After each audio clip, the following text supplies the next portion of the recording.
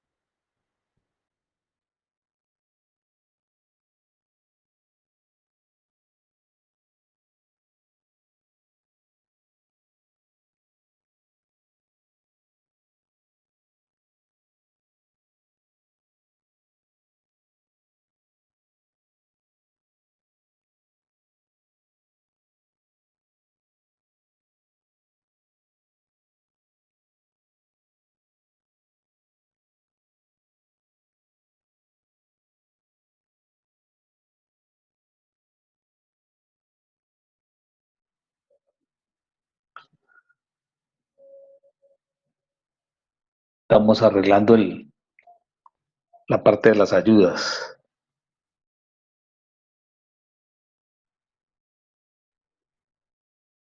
Parece que fue que perdió el sonido la doctora Ángela.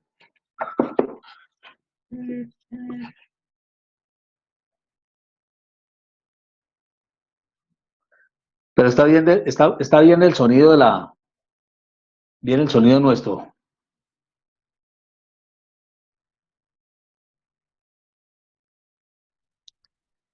Sí, creo que Ya, Sí, ¿ya me nosotros sí escuchan? tenemos. Sí. Ahora sí ya llegó el sonido de la doctora. Bueno. Tenía problemas con el sonido. Siga, doctora, Bueno, entonces nuevamente. estamos recapitulando que aquí en el país, antes de lo que fue el 20 de marzo, pues todos los colombianos luchando, las empresas tratando de subsistir con múltiples compromisos, y es cuando llega al país lo que se denomina el COVID-19. Esa afectación al país realmente llegó a afectar de manera, por decirlo así, entre comillas, brusca a todos los sectores, pero principalmente el sector laboral.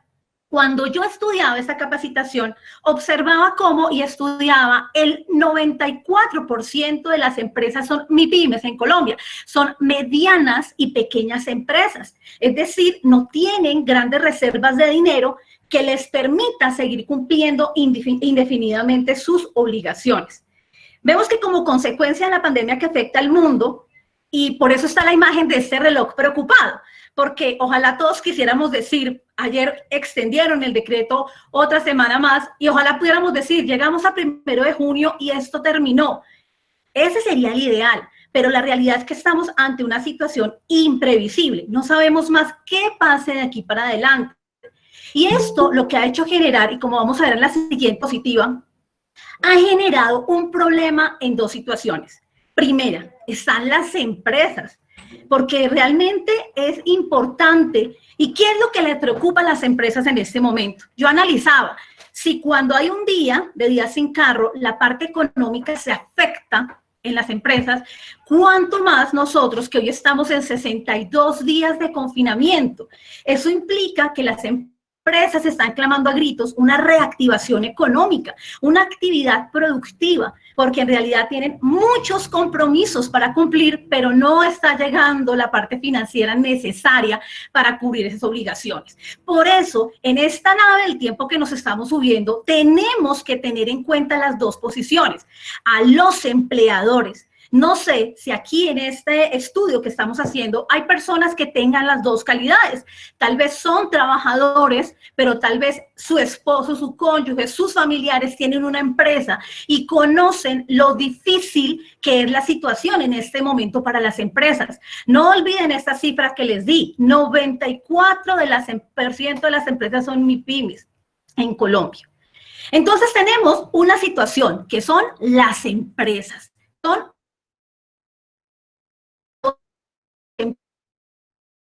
empleadores.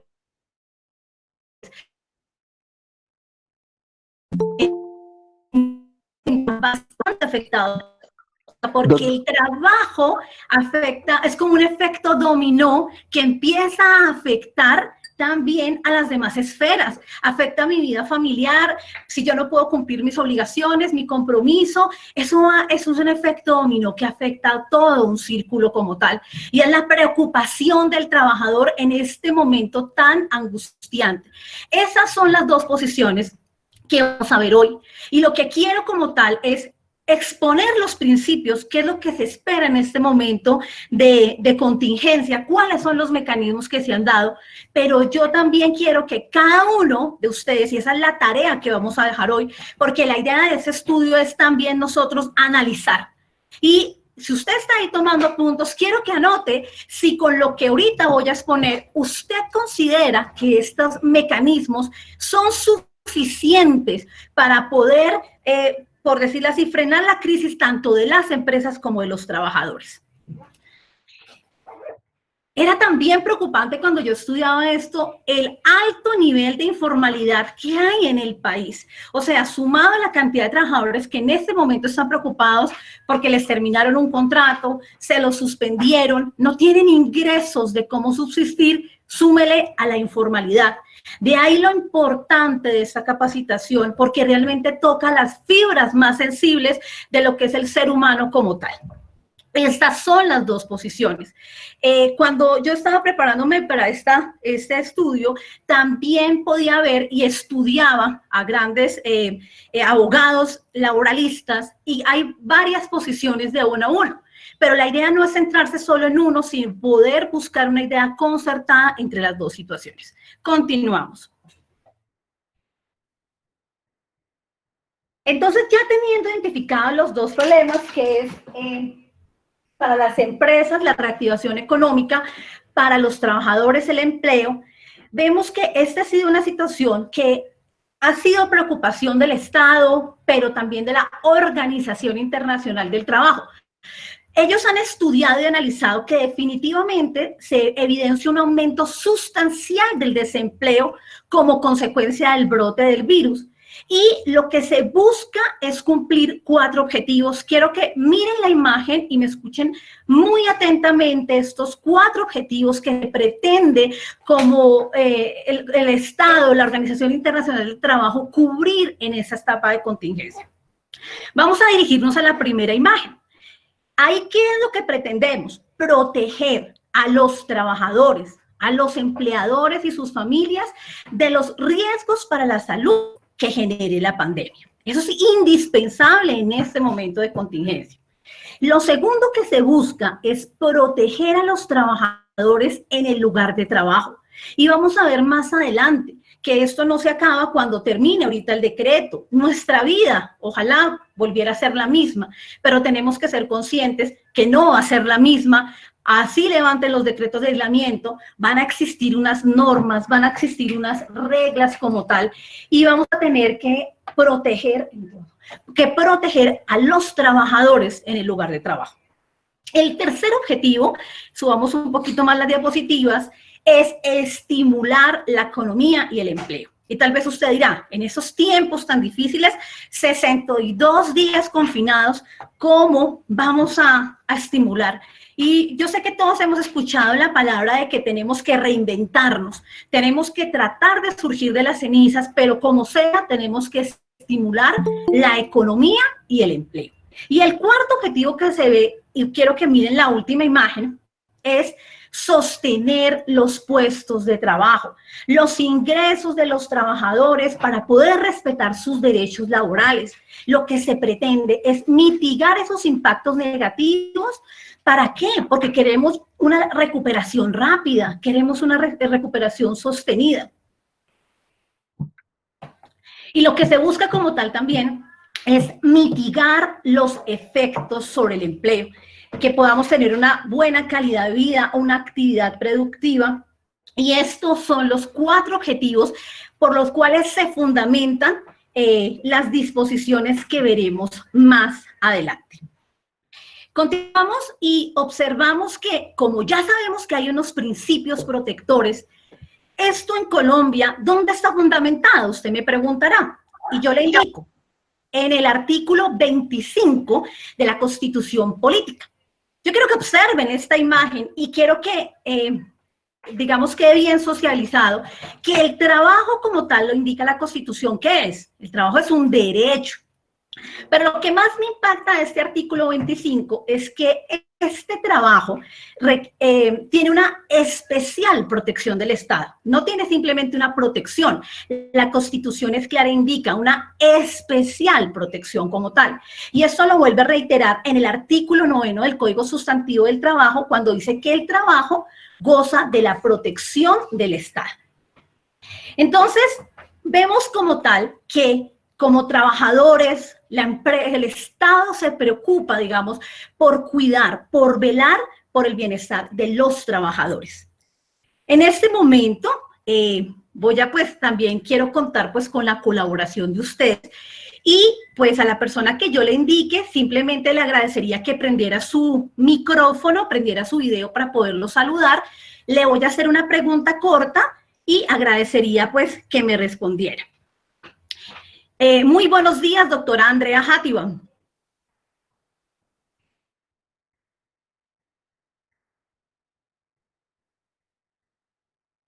Doctora Andrea. ¿Será que no me están escuchando?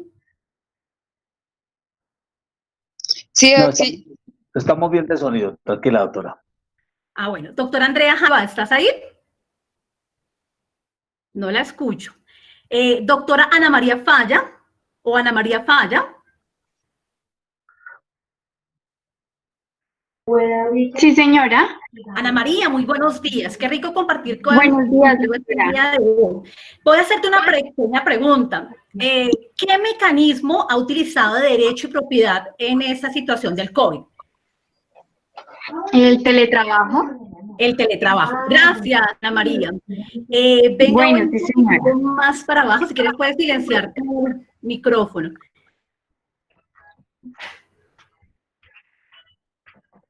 Listo. El doctor Julián Andrés Jiménez, muy buenos días. Buenos días, doctora. Qué gusto saludarlo, doctor. Doctor, en este tema que estamos tratando acerca de las medidas laborales, usted nos puede indicar derecho y propiedad, qué medida o qué mecanismo ha utilizado ahorita en esta emergencia ocasionada por el COVID.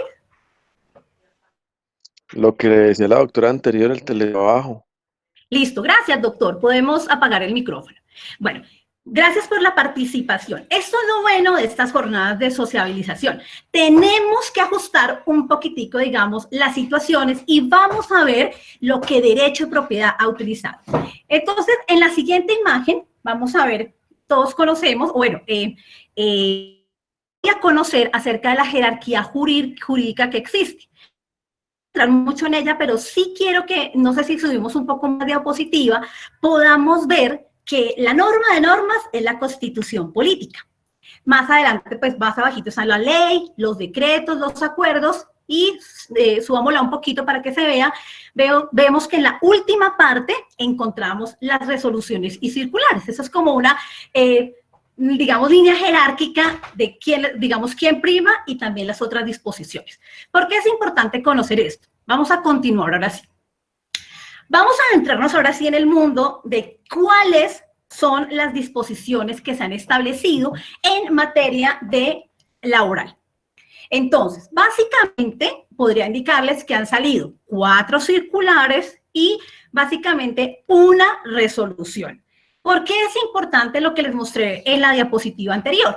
Las circulares como tal son, digamos, lineamientos que da el Estado. Es una comunicación, les doy unas directrices a ustedes pues para que puedan guiarse. En este caso, los empleadores. Vamos a verificar cómo en esta circular 21 del 2020, el Ministerio de Trabajo, y debido a que el 11 de marzo del 2020 la Organización Mundial de la Salud calificó el COVID como pandemia, se establecieron estos mecanismos que dio el Ministerio de Trabajo a los empleadores. Básicamente tenemos 5, que es el trabajo en casa, el teletrabajo, la jornada laboral flexible, las vacaciones y el permiso. Entonces vamos a adentrarnos en esta circular. Quiero aclararle a todos que nosotros, Derecho y Propiedad, no estamos en teletrabajo. Y de ahí lo bueno de estas jornadas de sociabilización. Nosotros estamos en trabajo en casa. Vamos a ver la siguiente imagen. ¿Por qué nosotros estamos en trabajo en casa? La circular nos indica que es cuando se trata de situaciones ocasionales, temporales y excepcionales. Ahí es posible que el empleador autorice el trabajo en casa. Es diferente al teletrabajo. Nosotros no estamos teletrabajando, nosotros estamos en trabajo en casa. Esto se dio a través de la circular como una situación, vuelvo y le reitero, solo ocasional. Y la diferencia del trabajo, como vamos a ver más adelante, es que no tiene unos requerimientos y requisitos anteriores. Es simplemente una alternativa, es una viabilidad en el cual el empleador autoriza al trabajador trabaje desde su casa. ¿Correcto? Entonces, no sé si ustedes están en la cámara, háganme una manita arriba. Si todos comprendimos que esto es trabajo en casa. Derecho y propiedad estamos trabajando en casa. Ahora sí, no sé, que ese es el primer mecanismo que dio como tal el Ministerio de Trabajo. Pasamos a la siguiente diapositiva. Ahora sí, ¿qué es el teletrabajo? ¿Por qué nosotros, Derecho y Propiedad, no estamos teletrabajando? Es importante entender que el teletrabajo está reglamentado en la Ley 1221 de 2008. En su artículo 2, ¿qué es el teletrabajo en sí? Es una forma de organización laboral, una forma, no es algo ocasional, ya es algo organizado, y que consiste en el desempeño de actividades remuneradas o prestación de servicios a terceros. La clave del teletrabajo es que se tiene que utilizar como soporte las tecnologías de la información y la comunicación TIC. Ahora, ¿qué es lo que tiene el teletrabajo que lo hace diferente al trabajo en casa? El teletrabajo, como les decía, requiere de una serie de requisitos como tal. Como tal, se requiere una visita previa, como vemos en la siguiente diapositiva, una visita previa al puesto de trabajo. Esta visita previa, ¿qué es lo que nos va a buscar? En la siguiente diapositiva vemos que en esta visita previa lo que se busca es, yo no puedo trabajar en mi cama, no, pues qué delicia, estoy teletrabajando, no. Tiene esa visita del puesto de trabajo, yo tengo que verificar como empleador que usted tenga las condiciones físicas, biológicas, ergonómicas para la salud del trabajador. Es muy importante, en segundo lugar, que tanto empleador como trabajador tengan y conozcan la guía para la prevención y actuación en situaciones de riesgo. Esto debe ser suministrado por la respectiva administradora de riesgos laborales. Por eso la diferencia. De ahí adelante nosotros no podemos decir estamos teletrabajando, nosotros no estamos trabajando en casa. Pero sí puede ser una medida, como les indico, vamos a ver más adelante, que se puede optar, pero con el lleno de estos requisitos. El teletrabajo tiene unos beneficios y podría resumirse, primero, el ahorro de los desplazamientos a los lugares de trabajo.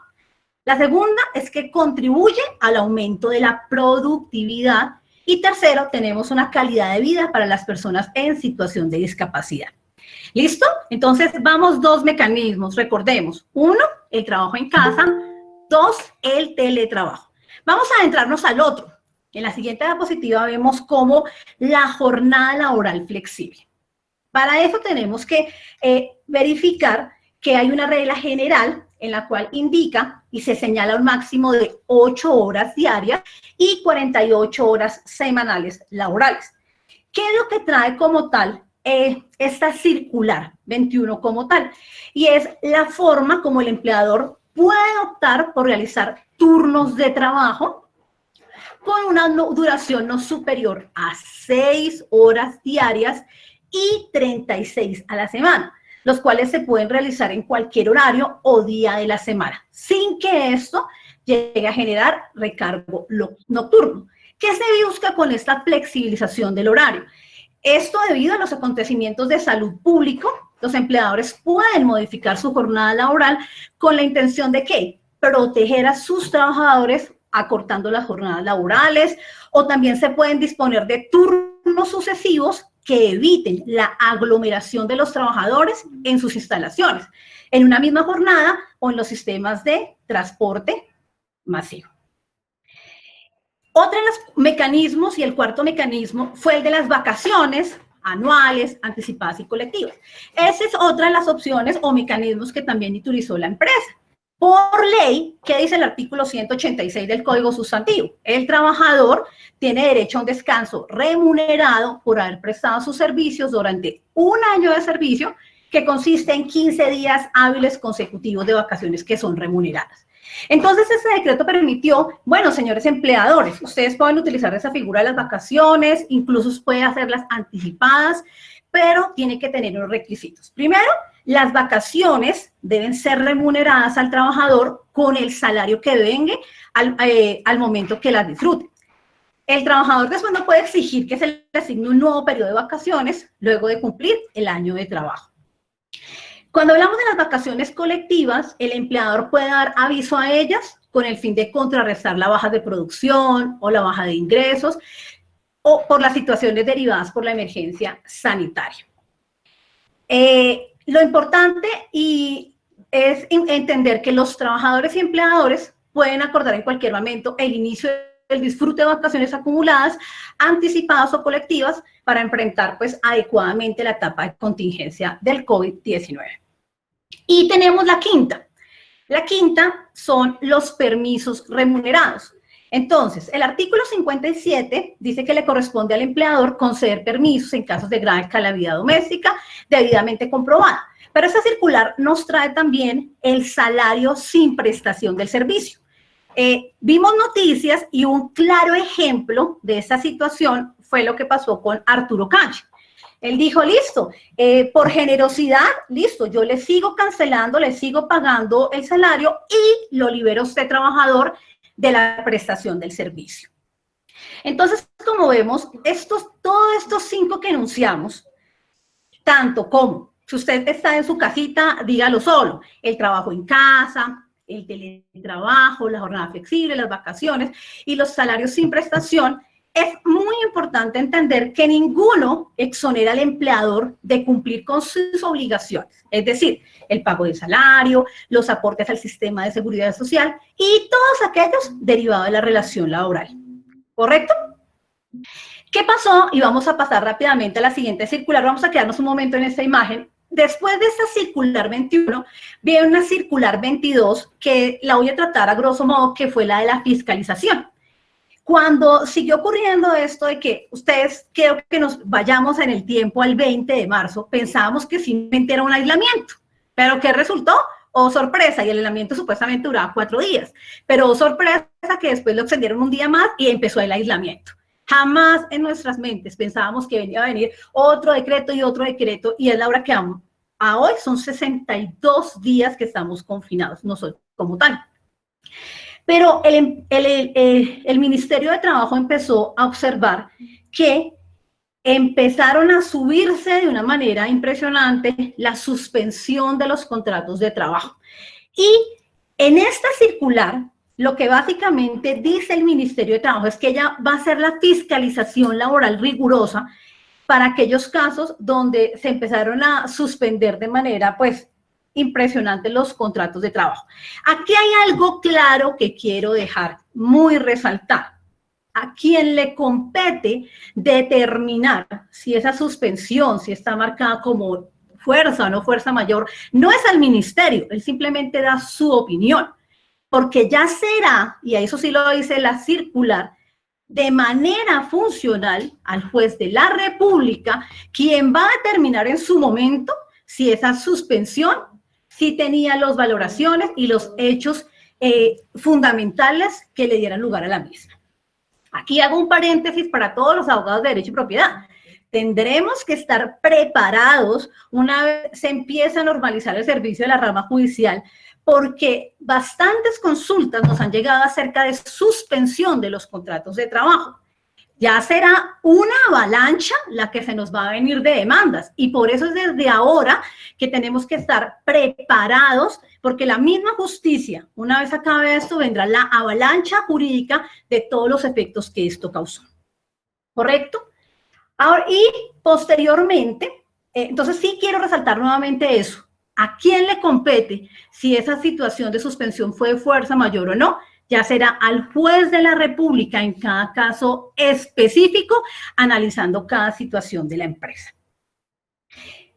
Les hablaba que habían 4 circulares. La otra circular es la circular 27 de 2020, que es antesala de esta.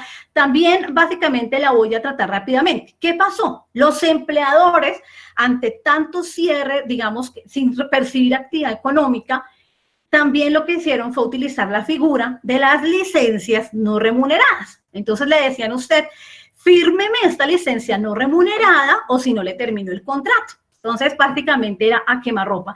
Y en el país muchos casos sucedieron así. Entonces esta circular lo único que indica lo mismo es, le indica al Ministerio del Trabajo a los empleadores la prohibición de coaccionar al trabajador a tomar una licencia no remunerada. Si él va a tomar una licencia no remunerada, ya será realmente que venga libre y voluntariamente del trabajador. Pero esto también lo voy a dejar en el tintero porque será una de las situaciones que ya lo hemos recibido bastante en consultas, que vamos a tener que analizar de fondo porque de pronto vamos a tener que iniciar bastantes demandas por esas situaciones, por esas licencias no remuneradas, que en la vida real, si ustedes me preguntan, son suspensiones del contrato disfrazadas. Eso es una licencia no remunerada. En estas situaciones, vuelvo y le digo, a no ser que el trabajador libremente decida que sí las quiere como tal. Ahora sí nos adentramos a la circular 33 y esa es la 4ª circular como tal. ¿Qué pasó con esta circular 33? Esta salió el 17 de abril del 2020. ¿Qué pasaba en ese momento en el país? En el país se emitía un boletín donde indicaban que por la extensión del coronavirus, el país había entrado ya en la etapa de mitigación, que señalaba el incremento de los casos de contagio sin el nexo epidemiológico. A raíz de eso, lo que se hizo en el país fue, en materia laboral, sacar esta circular con el fin de ampliar las otras medidas que habíamos estudiado. Habíamos estudiado 5 opciones, pero ahora, debido al campo que los días pasan, se sigue aumentando la crisis, los días pasan, el ministerio amplía esos mecanismos. Entonces, vamos a ver estos mecanismos que amplió en la siguiente diapositiva. El primero de ellos es la licencia remunerada compensable. ¿Qué características tienen estos mecanismos que vamos a ver más adelante? Tienen que ser acordados entre el empleador y el trabajador. ¿En qué consiste esa licencia remunerada? Ustedes saben que el Código Sustantivo tiene previstas licencias remuneradas. Por ejemplo, la licencia de maternidad, la licencia de paternidad, la licencia por luto, etc. Pero entonces, si las partes lo acuerdan, pueden, digamos, acordar un sistema de compensación que le permita al trabajador, ¿qué? Disfrutar un descanso durante el término de licencia, para que posteriormente usted me labore en jornadas adicionales a las inicialmente pactadas. Esto es con el fin de ¿qué? De que se compense el tiempo concedido en dicha licencia remunerada. Esa es básicamente la opción que se dio. En algunas empresas puede ser realmente útil, ya cada empresa pues acordará pues cada situación. Otra de las medidas que se ampliaron también fue la modificación de la jornada laboral y la concertación del salario. Quiero ser muy específica. ¿En qué sentido? Tiene que ser concertado nuevamente empleador y trabajador. Recordemos que el artículo 158 del Código del Trabajo que nos dice que los trabajadores y los empleadores pueden de manera concertada variar las condiciones del contrato de trabajo. Entre ellas, ¿qué es lo que se puede variar? La jornada laboral, dependiendo de las necesidades del servicio. Dado que se trata, óiganme muy bien, esa situación, de una situación ocasional, que es transitoria y es excepcional, solamente se va a tener en cuenta dentro de la emergencia sanitaria. Si empleador y trabajador, nosotros vamos a pactar esa modificación, tiene que constar por escrito y tiene que ser acordada por ambas partes. ¿Qué puedo acordar? Entonces yo puedo acordar la modificación del salario, puedo modificar la jornada laboral, incluso modificación de funciones. Pero ojo y mucho cuidado, sin que afecte el mínimo. Es decir, si es una persona que gana el salario mínimo, yo no puedo convenir con él algo menos del mínimo. Por ejemplo, una persona devenga 3 millones de pesos, ahí sí puede negociar con su empleador, digamos, que la variación del salario por esa situación de emergencia, y en ese caso sí operaría, pero siempre y cuando no afecten los mínimos. Y esta situación de modificar, eso está también basado en el artículo 50 del Código Sustantivo de Trabajo, porque él dice que se consagra que las partes pueden revisar el contrato de trabajo cuando sobrevengan imprevistos y graves alteraciones de la normalidad económica. Entonces, por eso es importante, pues, sí se puede hacer ese tipo de modificaciones. Pero recuerden, nunca se puede pactar una remuneración inferior que afecte el salario mínimo legal mensual vigente, ni los derechos derivados de este. El código también lo establece, que un trabajador nunca puede renunciar a ninguno de sus derechos laborales. Entonces, si se pacta, reitero, no me puede afectar los mínimos. Y reitero, esta medida es de carácter transitorio. Lo anterior que vimos es más que todo lo que toca al derecho individual del contrato de trabajo. Todos los contratos de trabajo, digamos, a término individual. Vamos a ver, es importante aquí en este punto, pues, verificar las condiciones laborales, verificar cómo se van a hacer los respectivos cambios.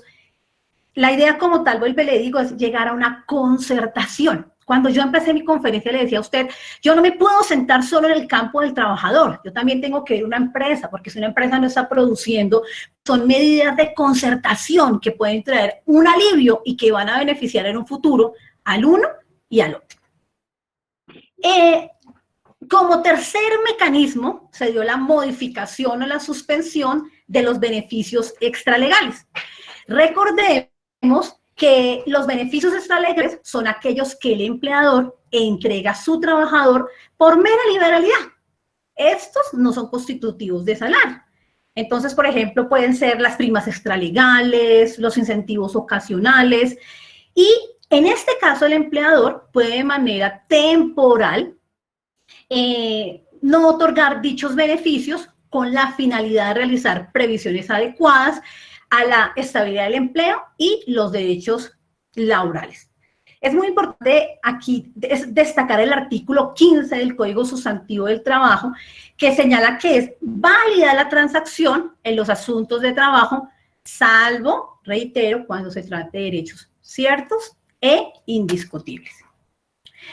Y ahora sí tenemos lo que tiene más que ver con el derecho colectivo, con las concertaciones de beneficios convencionales.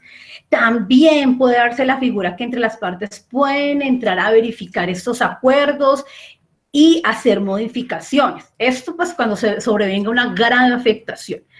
Pero para las empresas, esto no es para aprovechar el cuarto de oro, no es para minar las garantías, eso también es transitorio. Y lo que se debe sostener es la estabilidad económica de la empresa y garantizar el empleo. Se debe revisar la convención colectiva de trabajo. Es una concertación para mirar cómo se pueden suspender algunos derechos convencionales para garantizar ¿qué? El futuro del contrato de trabajo. Pero aquí las organizaciones sindicales deberán verificar qué aspectos se pueden suspender de los contratos. Deben leer muy bien la letra menuda y no sea que por suscribir un documento puedan perder los derechos que han conquistado por años. Entonces, este mecanismo se debe verificar para lograr una solución a la problemática. Esto es en cuanto a las medidas. Entonces, reitero, 4 circulares son las que se ha tratado acerca del tema y como vimos 5 mecanismos iniciales y posteriormente vimos que se te dieron otros 4 mecanismos adicionales. Vuelvo y le digo, ojalá esto podamos superarlo porque no sabemos qué viene más adelante. Eso en cuanto a las circulares, y quiero que quede claro que eso fue en materia laboral, esas 4 circulares. Ahora vamos a ver lo que tiene que ver ya directamente con el decreto, que tiene ya como fuerza de ley y que ya nos vino, digamos, a establecer unas pequeñas y temporales modificaciones al Código Sustantivo del Trabajo. Este decreto legislativo 488, pues fue expedido el 27 de marzo del 2020, se tomaron medidas extraordinarias, estrictas y urgentes y modifica un poco la norma laboral vigente. Entonces, vamos a adentrarnos específicamente ¿qué fue lo que nos modificó? En la siguiente diapositiva vemos, primero, en materia de cesantías. Vemos que, ¿qué indica el artículo 254? Dice que prohíbe al empleador efectuar pagos parciales de auxilio de cesantía antes de la terminación del contrato. Pero obviamente nos indica que salvo en los casos expresamente autorizados, por ejemplo, cuando es compra de vivienda, remodelación de mi vivienda o, por ejemplo, para estudio. Entonces, aquí hace la modificación y nos permite o le faculta para que se pueda, digamos, ir al fondo privado, y aquí vemos en la siguiente diapositiva los requisitos que se requieren, digamos, para ese tipo de solicitud. Siempre primero que todo, es un retiro parcial, y solamente va a ser, digamos, es temporal, mientras que permanecen los hechos que dieron lugar a la emergencia generada por la pandemia. Entonces, en la siguiente imagen, vemos cómo los requisitos está para poder solicitar ese retiro parcial de cesantías. Básicamente, se lo resumo, la carta del empleador debidamente suscrito, y en la siguiente diapositiva vemos cómo ahí se indica que se tiene que certificar que sí hubo una disminución del ingreso. Eso fue lo que lo que trajo y lo que modificó este decreto es la facultad que yo puedo para retirar parcialmente las cesantías debido a esta situación de emergencia económica y social. Aquí hay un punto muy importante. Si realmente un trabajador, a pesar de que los ingresos le bajaron un poco, pues usted ve que puede cumplir con sus obligaciones, en lo máximo se debe conservar la cultura del ahorro y no retirar las cesantías si realmente no es una situación, mejor dicho, de vida o muerte. Porque de lo contrario, sí es muy, digamos, sería una medida pues hasta, digamos, adversa para el trabajador ir a sacar ese dinero parcialmente si realmente sabe que puede mitigarlo con otras situaciones. Entonces, siempre es muy importante como trabajadores que mantengamos la cultura del ahorro. Pero respecto a este decreto, sí se dan situaciones especiales donde el trabajador pueda solicitarlo. La segunda tema que trajo este decreto y modificación en el código tiene que ver con lo referente a las vacaciones. ¿Qué fue lo que varió de las vacaciones? Únicamente lo que varió fue el aviso de notificación. ¿A qué se refiere esto? El artículo 187 del Código Sustantivo del Trabajo que me dice que yo como empleador debo dar a conocer con 15 días de anticipación la fecha en que le concedo al trabajador el disfrute de vacaciones. Eso es lo que dice el artículo 187 del Código Sustantivo del Trabajo. Pero, ¿qué fue lo que hizo este decreto? Este decreto varía ese aviso de notificación y ahora le dice que hasta tanto permanezca los hechos que dieron lugar a la emergencia económica, social y ecológica, el empleador puede dar a conocer al trabajador con al menos un día de anticipación la fecha a partir de la cual le concede las vacaciones anticipadas. Entonces, como vemos, prácticamente lo que cambió fue el término de 15 días a un día. Reitero, pero esto es temporal, simplemente mientras que permanezcan estos hechos que dan lugar a la emergencia económica, ¿correcto? La tercera situación tiene que ver con los riesgos laborales y la mitigación de los recursos de la ARL en situación especial. Entonces, básicamente esta destinación va a tener una situación y es unos porcentajes. Por ejemplo, podemos ver que el 5% del total de la cotización va a ser para realizar actividades de promoción, de prevención dirigidas a las empresas afiliadas. El 92% del total de la cotización, la entidad debe destinar como mínimo un 10% para las actividades y promoción. El 1% a favor de riesgos laborales y el 2% para actividades de emergencia e intervención para la compra de elementos de protección personal, todo con atención del coronavirus. Entonces, ¿qué fue lo que trajo de novedoso? Permitió que una destinación se destinara exclusivamente a lo que tiene que ver con la contención y atención del coronavirus. Y la cuarta situación que también trajo, bueno, hay cuarta y quinta. La cuarta es los beneficios de protección al cesante. Estamos básicamente hablando del auxilio de desempleo. En la siguiente diapositiva vemos estos auxilios.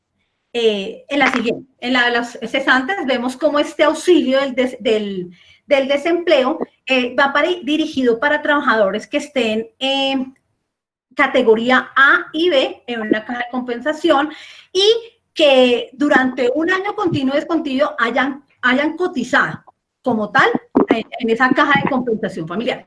¿Qué es lo que les trae plus? Aunque ustedes saben que el cesante también ya, digamos, por ley establece unos beneficios, pero lo que trajo de novedoso como tal es este auxilio que les va a dar, que son 2 salarios mínimos dividido en 3 meses. Eso es básicamente ese auxilio como tal que trajo de novedoso este decreto 488. Reitero, esto es para trabajadores dependientes y independientes que coticen categoría A y B y que estén cesantes. Lo segundo, que hayan realizado aportes a una caja de compensación familiar durante un año. Este año puede ser continuo o discontinuo, pero en el transcurso de los últimos 5 años.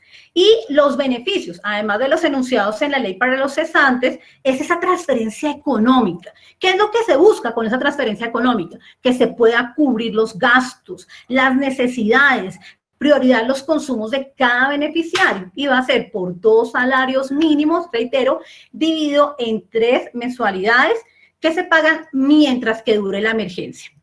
De todas maneras, es máximo solo por 3 meses.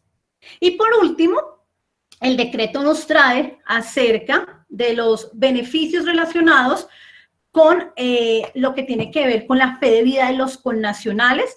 Ellos tenían que hacer, en la siguiente diapositiva, un ejercicio a través de los consulados, en la anterior, y las embajadas para reclamar las pensiones. Entonces, lo que se hizo, debido a la coronavirus, es, digamos, permitir, omitir esa situación de la fe de vida para que ellos puedan tramitar y reclamar la que tiene que ver con pensiones. Les reitero, este es el único decreto que varía la legislación que tenemos. Reitero, lo hace de una manera temporal y mientras que dura la emergencia económica como tal. Aquí el asunto que tenemos es sentarnos a mirar y a concluir, y esa es la tarea que cada uno va a hacer individualmente en su casa. Yo ya les enuncié los mecanismos que enunció, los lineamientos que dio el Ministerio de Trabajo. La gran pregunta del millón, y quiero que usted se la resuelva cada uno en su casa. ¿Usted cree que estas medidas son suficientes para mitigar los efectos de la situación laboral que vino por el COVID-19? Quiero que se lo responda internamente. Y esta respuesta, ¿de dónde va a venir? Dependiendo del sector donde yo esté parada, si soy empresario o si soy trabajador. Si hablamos de la materia de los trabajadores, vemos que realmente los alivios son insuficientes ante la grave situación económica y laboral. Vemos que, ¿cuál es la situación real? Tenemos bastantes personas que les suspendieron el contrato de trabajo. ¿Qué implica? No ingresos, no salario. No puedo pagar mis obligaciones, no puedo hacer nada. Tenemos otro grupo muy grande en Colombia que están en este momento y que tuvieron que suscribir licencias no remuneradas, que vuelvo y repito, vienen siendo como suspensiones del contrato de manera disfrazada. Hay otro grupo de colombianos que en esos 62 días les terminaron el contrato de trabajo. Y aquí voy a hacer una cuña. Gracias a Dios, gracias a la empresa de Derecho y Propiedad, porque todos los que estamos aquí, Dios mío, podemos dormir tranquilos y ha sido una bendición el trabajo. Pero póngase usted en el zapato de estas personas que no tienen un peso y no tienen cómo devengar. ¿Usted cree que fue suficiente lo que yo le acabo de decir? Ahora, como abogados, una tarea. ¿Qué situaciones y cómo vamos a reaccionar nosotros ante las consultas? Y tenemos que estar preparando desde ya, doctores. Independientemente del campo que usted se maneja, tenemos que empezar a buscar estrategias jurídicas porque, le reitero, las avalanchas de demandas van a ser, mejor dicho, una tras de otra. Y no podemos dejarnos ganar el tiempo. Tenemos que ir pensando en estrategias jurídicas porque van a llegar. La pregunta del millón, doctores, que se hace con esta capacitación, porque más que leer un decreto y exponerlo es, bueno, aquí estamos abogados, aquí estamos personas que nos interesa la situación, aún personas que tal vez no son abogados, son trabajadores. ¿Qué mecanismos de solución le vamos a brindar a aquellas personas que nos llaman y nos dicen, doctora, me terminaron el contrato de trabajo? Y usted me pregunta, Ángela Álvarez, ¿usted qué haría? Pues vemos que la justicia ordinaria también está estancada en este momento. Entonces, la única solución en este momento es la acción de tutela como un mecanismo pronto, oportuno ante la violación de los derechos de los trabajadores.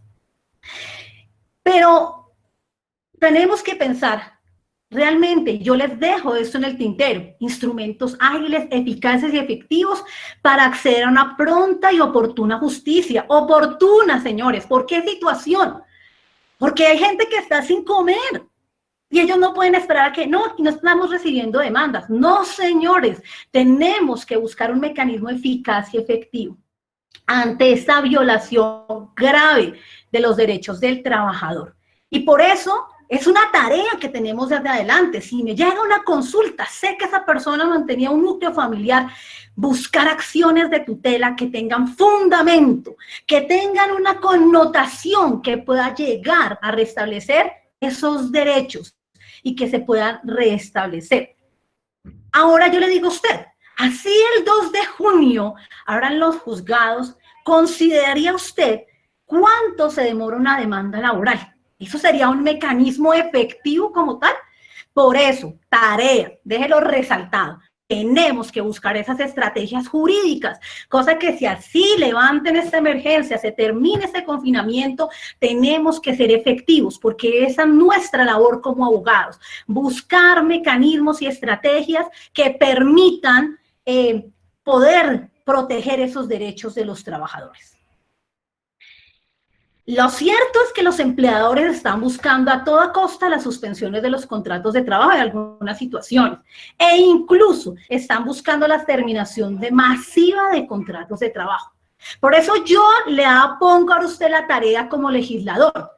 Usted, si fuera legislador, haga de cuenta que usted es el presidente de Colombia, que usted es el ministro de Trabajo, que usted es un legislador. ¿Cuál cree usted que sería una medida eficaz contrarrestar esta crisis?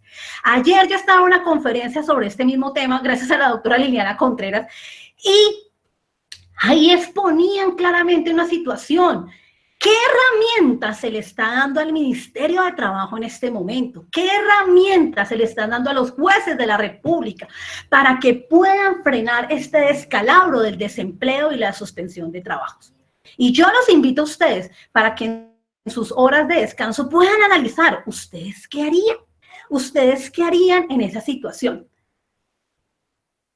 Ahora, quiero que también analicemos una situación y es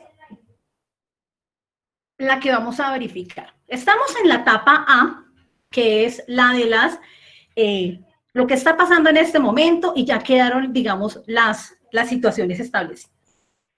Pero tenemos que analizar también una segunda parte. Vamos a tener que retornar a nuestras labores.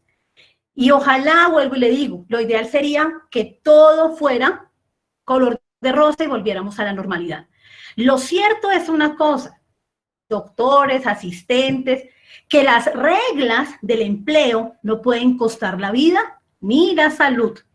De aquí para adelante, toda actividad económica debe contar con unas medidas para enfrentar la crisis. La licencia, por ejemplo, quiero que pensemos en esta situación.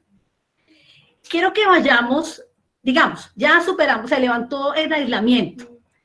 Digamos que las empresas empiecen a adoptar la jornada flexible o los turnos de trabajo.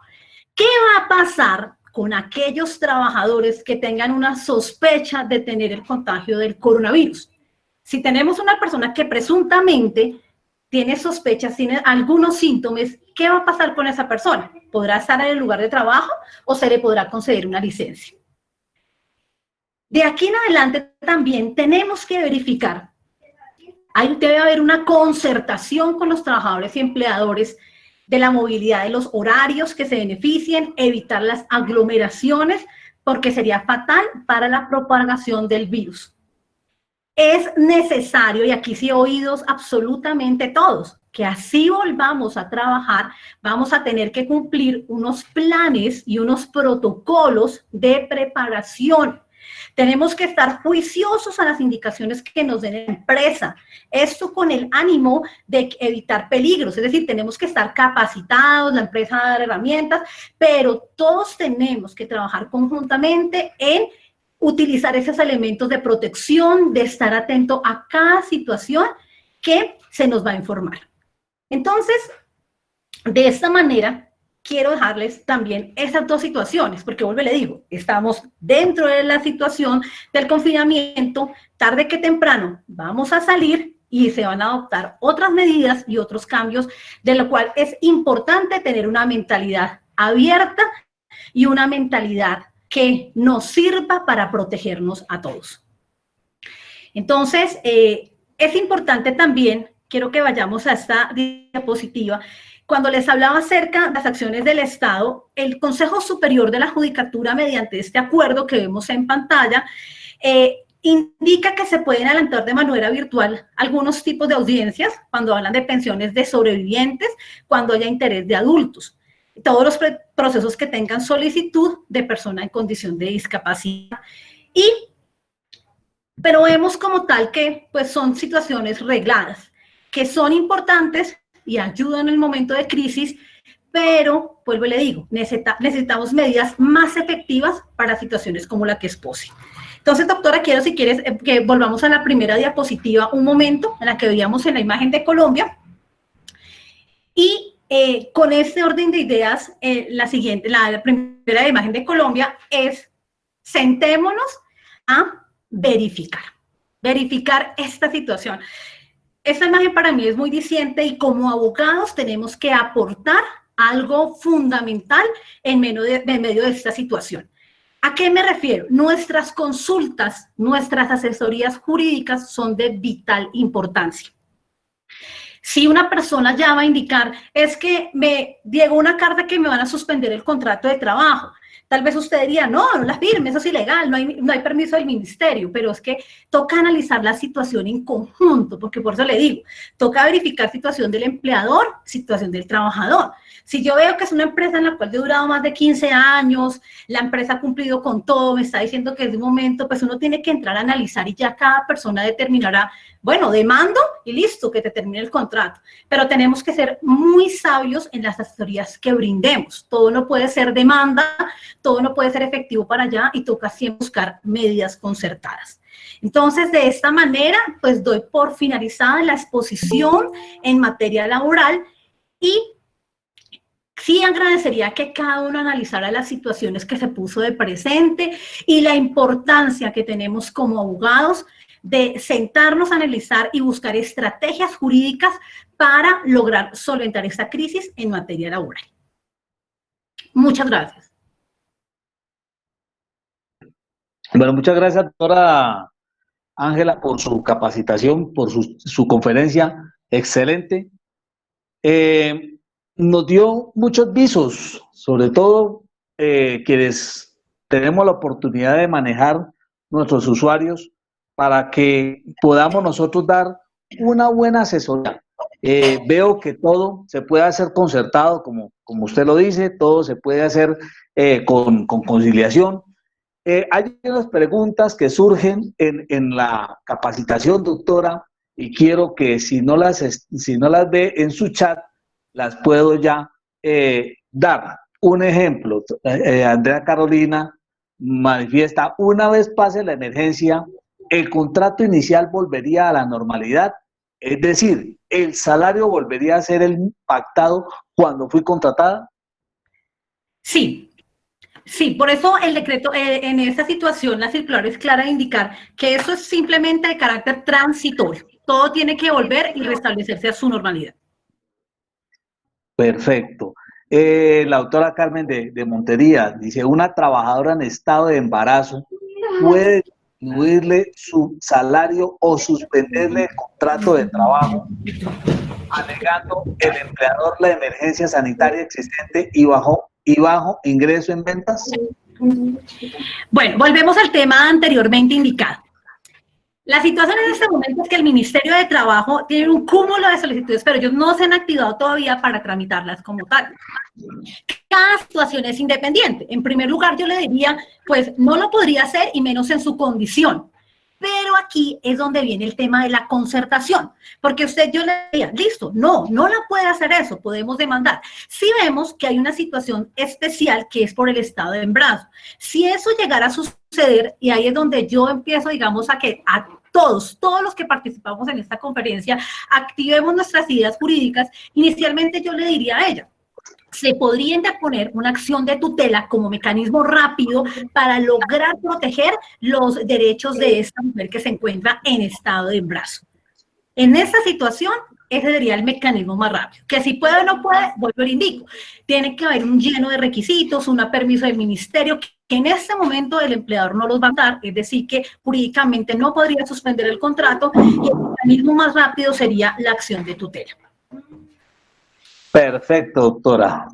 El doctor Julián dice, el ministerio no puede declarar la ilegalidad de un despido o de una suspensión de un contrato, pero sí puede sancionar a la empresa que actúe con temeridad en contra de los trabajadores.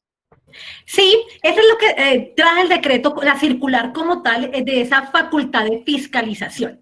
Pero aquí es donde viene una situación, es que digamos, él podría sancionar, pero ya entre un proceso judicial como tal, ya será el empleador que se defienda hasta los dientes y pueda demostrar en su caso específico por qué sí se cumplieron esos requisitos de la suspensión, que era lo que hablábamos al principio.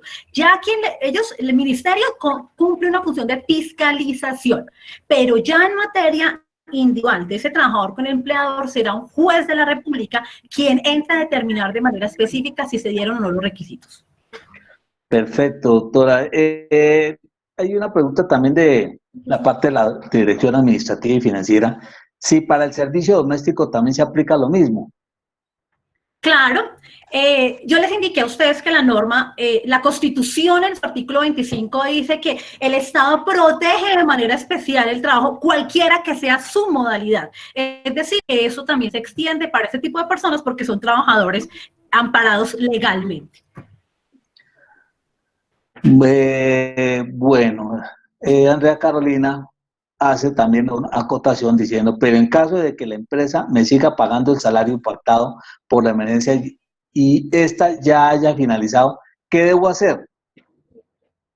No, pues si sigue pagando el salario pactado, seguir trabajando, ¿no, doctora? Me imagino yo. Pues sí, exacto. O sea, eso podríamos tratar en el tema de la circular, según lo que yo entiendo, es cuando ya yo le cancelo su salario por mera liberalidad y lo libero a usted, trabajador, de cumplir con algún tipo de carga laboral como tal. Yo sí fui clara, digamos, en la capacitación cuando se dieron, digamos, que podíamos modificar o flexibilizar la jornada o que podíamos disminuir el salario. Todo eso tendría que estar previamente por escrito. En el caso que ya está poniendo en situación, si el empleador por mera liberalidad canceló el salario, el trabajador queda liberado de cualquier circunstancia.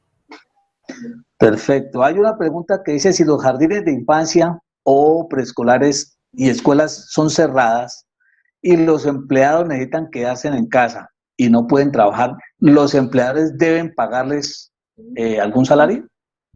Bueno, aquí es importante analizar primero el tipo de contrato que tengan, que realmente sea un contrato de tipo laboral. Y ya el empleador tendrá que suministrar medios y herramientas para que esa persona, por ejemplo, como nosotros, pueda trabajar en casa y cumplir con sus funciones. Bueno, perfecto. Perfecto, no tengo más preguntas, doctora. Agradecerle mucho su intervención.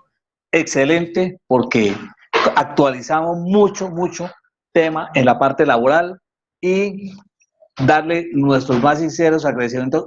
Que la doctora Angie Zulay dice, un usuario consultó por qué le terminaron su contrato a término indefinido y le pagaron la indemnización por terminación sin justa causa, pero él tiene el sinsabor por qué escuchó en noticias que no pueden despedir a los trabajadores, porque él escuchó en noticias que no se pueden despedir los trabajadores.